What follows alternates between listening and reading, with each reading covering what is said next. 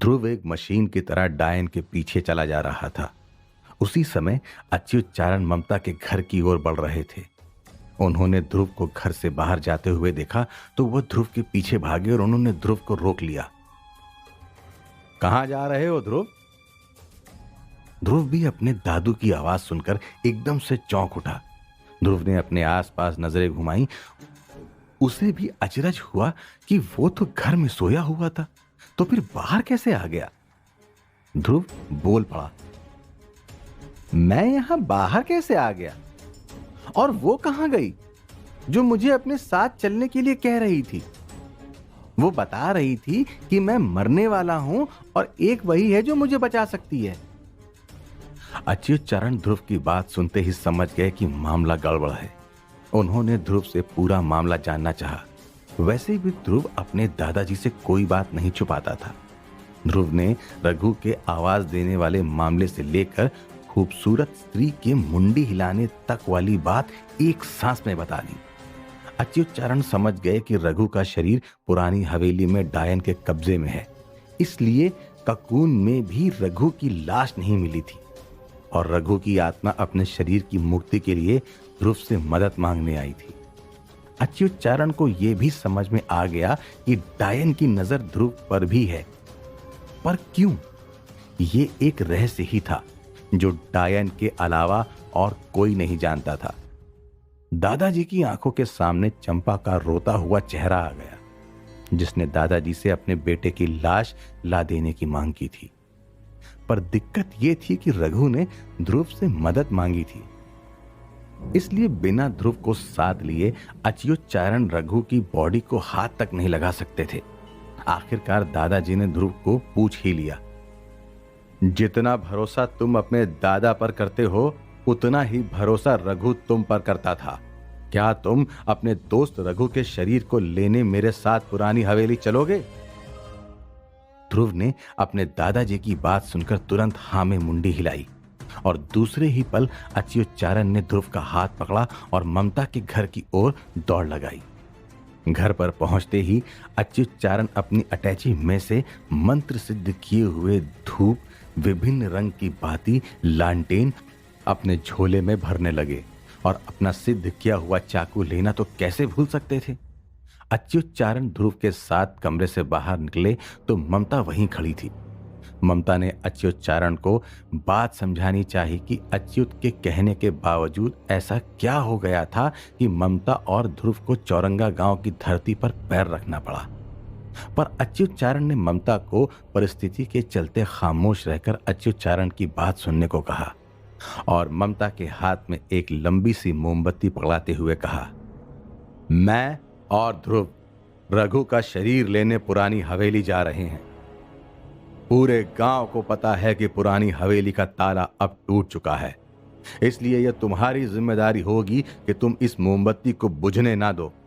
जब तक ये मोमबत्ती जलती रहेगी समझना मैं और ध्रुव सही सलामत हैं, लेकिन अगर कोई आकर इसे जबरदस्ती बुझाने की कोशिश करे तो ये वो जहर है जो ध्रुव के शरीर से निकला है, इसका इस्तेमाल कर लेना। अच्युत चारण ने जहर से भरा हुआ कटोरा ममता के हाथ में थमा दिया। ममता ध्रुव को जाता हुआ देखती रह गई, क्योंकि वो अब जान चुकी थी कि दादू भीमजी भा की कही भविष्यवाणी के सच होने का समय आ गया था और वो किसी भी कीमत पर ध्रुव को खोना नहीं चाहती थी। अच्युत चारण ने पुरानी हवेली के दरवाजे को धीरे से धक्का दिया। दरवाजा पुराना था, इसलिए रोते हुए उल्लू की तरह आवाज करते हुए खुला। अच्युत चारण ने ध्रुव से कहा, चौकन्ना रहना, ज्यादा बात नहीं करना, और मैं जब कहूं भागो तो मैं साथ में रहूं या ना रहूं, तुम हवेली से भाग जाना, मेरी फिक्र मत करना, समझे? ध्रुव ने अपने दादाजी की बात को मानते हुए अपना सर हां में हिलाया। ध्रुव और अच्युत चारण ने हवेली में एक साथ कदम रखा। कदम रखने के साथ ही अच्युत चारण ने अपनी झोली से लालटेन निकाली और लालटेन की जोत जलाई। उसी समय ममता ने भी अपने घर में अच्युत चारण की दी हुई मोमबत्ती जलाई। दोनों ओर गुलाबी जोत जल चुकी थी। गुलाबी ज्योत मतलब फिलहाल कोई खतरा नहीं है। ध्रुव ने देखा हवेली में चारों ओर बस बेल ही बेल थी। खिड़की पर, सीढ़ी पर, जमीन पर और वहां दीवार पर जहां ध्रुव ने पेंटिंग देखी थी, उस दीवार पर भी इतनी सारी बेल फैल चुकी थी कि कहना मुश्किल था कि दीवार पर कोई पेंटिंग थी भी या नहीं। अच्युतचारण ने ध्रुव को इशारा किया कि उन्हें ऊपर सीढ़ियों पर चढ़कर जाना होगा, पर जैसे जैसे दोनों सीढ़ियां चढ़ने लगे, ज्योत कम होने लगी, हवा भी तेज होने लगी। अचानक से ठंड बढ़ने लगी। हालत कुछ ऐसी हो गई कि ध्रुव सांस भी नहीं ले पा रहा था। 2 माले चढ़ने पर उन्हें एक बड़ा सा कमरा दिखा। ध्रुव कमरे में कदम रखने ही वाला था कि अचानक से ध्रुव के चेहरे के सामने एक लाश आकर लटक गई। ध्रुव की तो सांसें अटक गई। वो चिल्लाने ही वाला था कि दादाजी ने ध्रुव के मुंह को अपने हाथ से बंद कर दिया। दादाजी ने देखा जैसा ककून उन्होंने कल यम तालाब से निकाला था, ऐसे ही आधे टूटे फूटे ककून में रघु की लाश लिपटी हुई लटक रही थी और ध्रुव की नजरों के सामने लोलक की तरह लेफ्ट से राइट झूले जा रही थी। ध्रुव के लिए तो ये पल मौत से भी ज्यादा डरावना था। वो जिस राघव को जानता था वो काफी हेल्दी था, पर वहां ककून के भीतर झूल रहा राघव एकदम सूख कर कांटा हो गया था। अच्युतचारण ने अपना खास चाकू निकाला और ककून को काटा। दोनों ने देखा रघु की हालत बहुत खराब हो चुकी थी। जो बेल हवेली की दीवार पर फैली हुई थी, ऐसी ही एक छोटी छोटी बेल रघु के शरीर के भीतर से निकल आई थी। अच्युतचारण ने जल्दी से अपनी झोली से एक भस्म निकाली और रघु के शरीर पर छिड़क दी, पर अच्युतचारण इस बात से अनजान थे कि हवेली के दरवाजे से कुछ बेलें जमीन के रास्ते से ममता के घर की ओर निकल चुकी थी। पुरानी हवेली में अच्युतचारण ने जैसे ही रघु के शरीर पर भस्म छिड़की, रघु के शरीर से निकली हुई बेल टूटने लगी और उसी पल अच्युतचारण ने रघु के शरीर को सफेद कपड़े में लपेट दिया।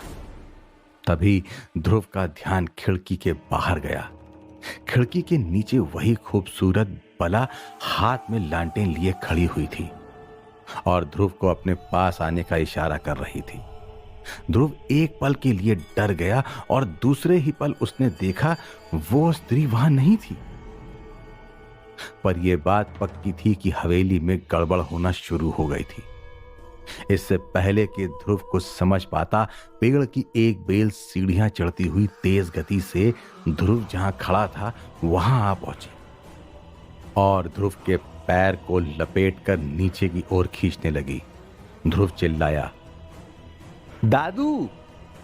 पर इससे पहले कि अच्युत कुछ कर पाते, बेल ने ध्रुव को तेज गति से नीचे की ओर खींचना शुरू कर दिया।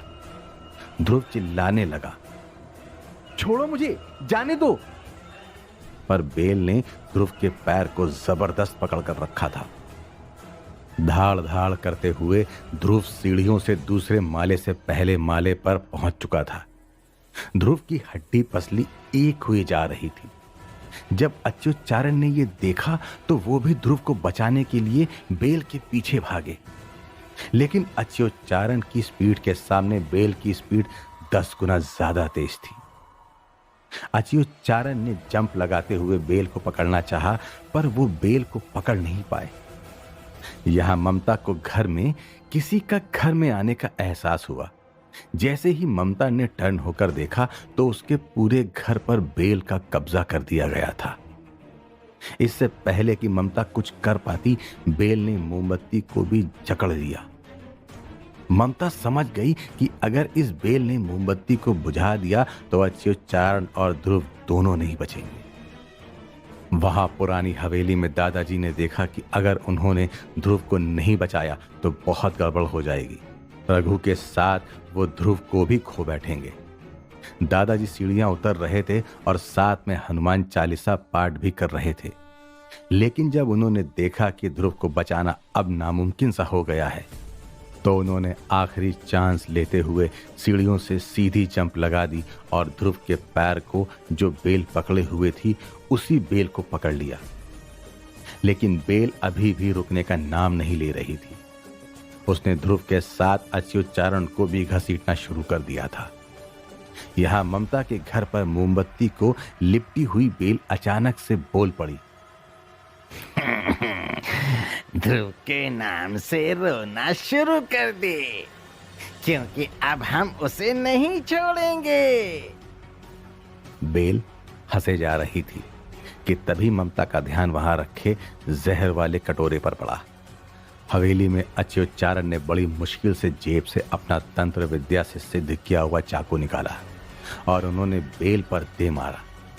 उसी समय ममता ने भी जहर के कटोरे को उठाकर बेल पर फेंका। उसी पल बेल ने मोमबत्ती से अपना कब्जा हटा लिया और हवेली में बेल ने ध्रुव के पैर को छोड़ दिया। ममता के घर से 2 ही पल में सारी बेल हटने लगी, भागने लगी, पर भाग नहीं पाई और जहर के कारण जलकर राख हो गई। जबकि हवेली में ध्रुव भागता हुआ अपने दादाजी के पास आ पहुंचा। जाहिर सी बात थी, ध्रुव को बचाने के चक्कर में अच्युतचारण ने सीढ़ियों से सीधी छलांग मारी थी और इस कारण अच्युतचारण के पैर में चोट लग गई थी।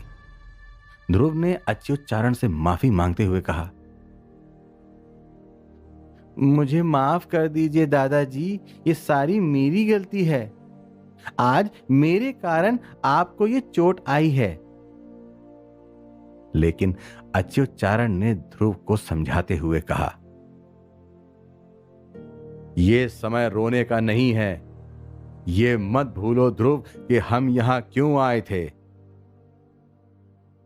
ध्रुव अपने दादाजी के कहने का इशारा समझ गया। ध्रुव ने अपने आंसू पोंछ लिए। उसने आसमान की ओर देखा। सुबह बस होने ही वाली थी।